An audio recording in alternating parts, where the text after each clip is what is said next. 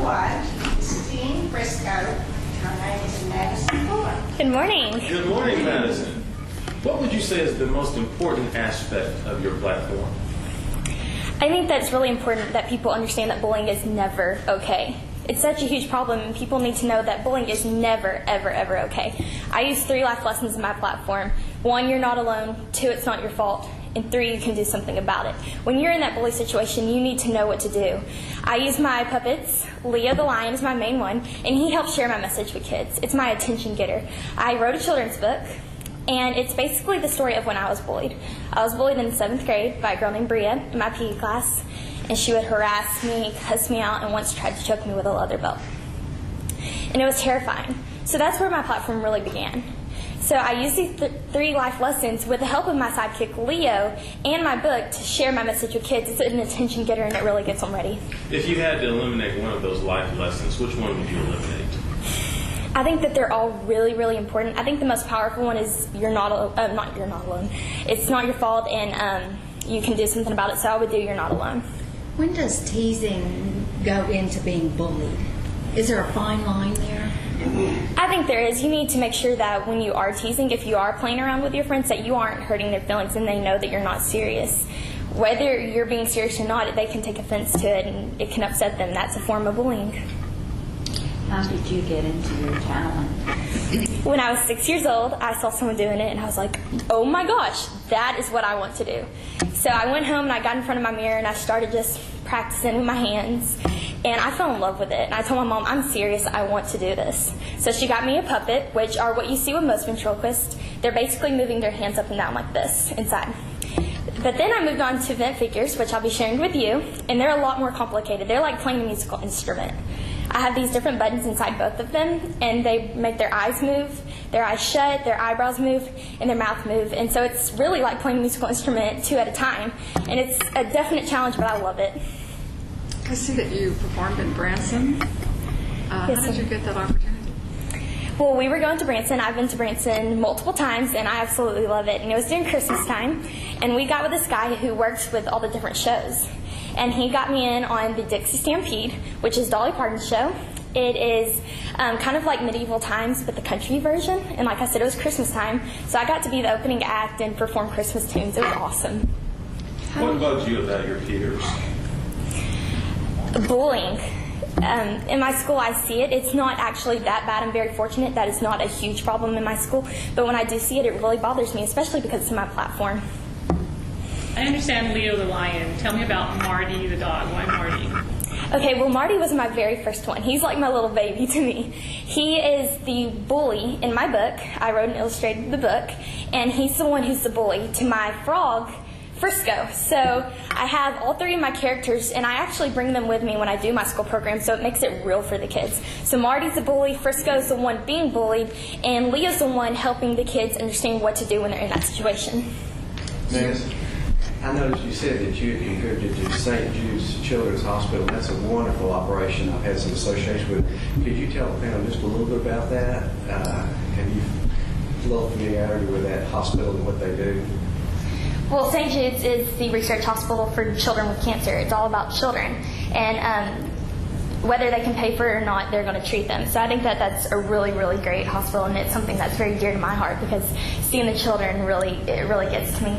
I first got started with it with Keith Urban. He's my very favorite singer, and since St. Jude's is in Tennessee, all the country music stars are really big on it. And every year for his birthday, we send money out in honor of his birthday to St. Jude's, and I think that it's a great thing, and it's a great way to get involved with it. Thank you. I have a question about your platform. How Okay. would you apply your advice to cyberbullying? Well, when they're in that situation, whether it's cyberbullying or whether it's in person, I think that they need to use the 3 life lessons. 1, you're not alone. Even though you're not actually facing that person, you're still not alone, and there's someone to talk to. You need to tell someone about it. It's not your fault. It's not your fault that they're sending text messages or emails to you. And 3, you can do something about it. Delete those text messages. Don't reply back. Stay away from it as much as you can. Can you tell us what Camp of the Rising Sun is? I got to attend this last year, and I hope to attend it again this year. It is a camp for kids with special needs, just like we have cheer camps, softball camps, any kind of camp. It's for the special needs students. I got to go and be a counselor to the kids, and it was amazing. We did all kinds of arts and crafts. We played outside. It was so much fun, and I definitely look forward to attending it again this year. As a future journalist, who's your favorite journalist on TV now? Like I said, I love country music, and Katie Cook is the CMT Insider journalist. And I wake up every Sunday morning and watch that, and she's phenomenal. She has so much personality when she does it, and she's my very favorite. I emailed her a couple of months ago and told her what a huge fan I was and how she inspired me to want to become a broadcast journalist. And she emailed me back, and she was like, "Hi, I'm Madison." And she saw at the bottom of my email that it said Team Frisco. And she asked me, she was like, "So you're Team Frisco, that's really cool." And then asked for my address.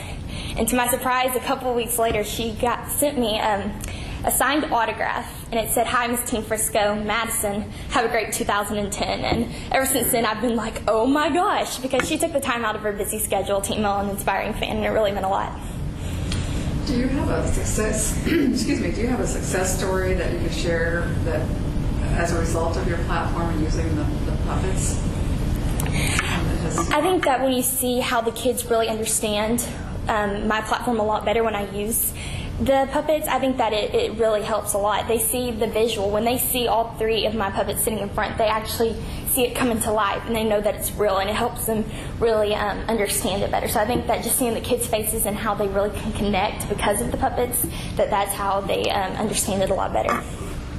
I noticed that you've been dancing for 8 years. And how many years have you studied ventriloquism? I've been doing it since I was 6 years old. 6 years old? Yes, So sir. is there some reason you decided not to dance? Do you feel like you're a better ventriloquist? I love to dance, but I love ventriloquism even more.